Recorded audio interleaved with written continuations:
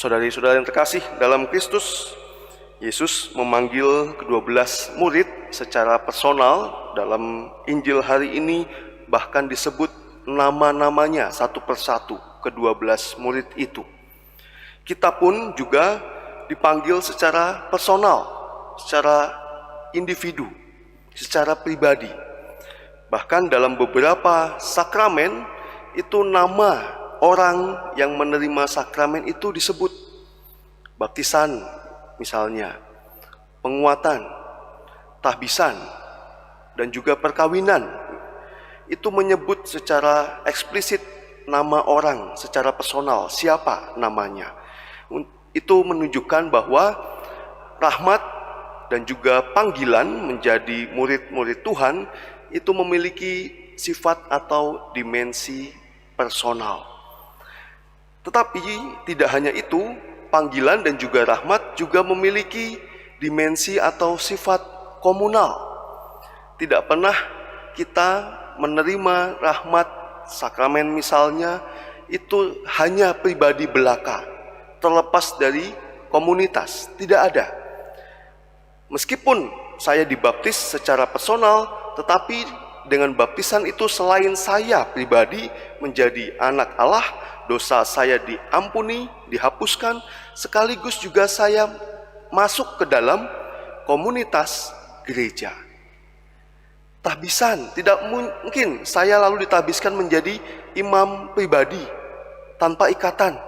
Tidak, ditabiskan menjadi imam dalam ikatan, entah itu keuskupan tertentu atau tarekat tertentu, yang jelas dalam suatu komunitas gereja. Perkawinan pun demikian, tidak hanya dua orang itu saja, tapi juga selalu melibatkan komunitas. Maka perkawinan pun juga dilaksanakan bersama komunitas di gereja.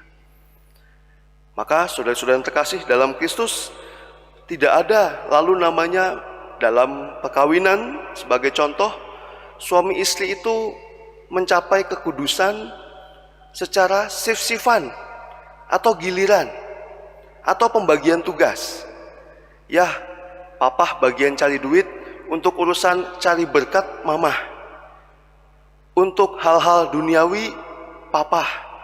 Untuk hal-hal rohani urusan gereja mamah. Papa ke kantor, mamah ke gereja.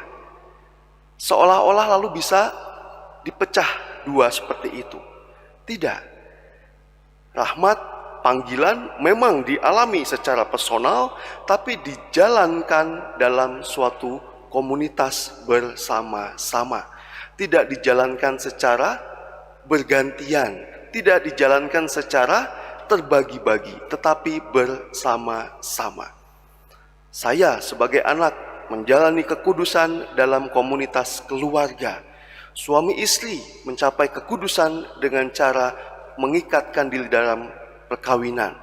Kami para imam mencapai kekudusan dengan cara menjadi satu kolegial dalam persaudaraan imam bersama umat juga dalam gereja. Maka saudara-saudara yang terkasih dalam Kristus, kita bersyukur atas anugerah panggilan kita masing-masing, entah sebagai apapun itu, yang jelas sebagai sarana bagi kita untuk bersatu dengan Allah, menggapai kekudusan, dan juga sesuai dengan Injil hari ini, kita diajak melalui panggilan kita masing-masing mewartakan kerajaan Allah sudah dekat. Semoga melalui panggilan kita secara personal dan yang kita jalankan secara komunal bersama-sama, sungguh menghadirkan segala hal yang baik dimanapun kita berada. Mari kita hening sejenak.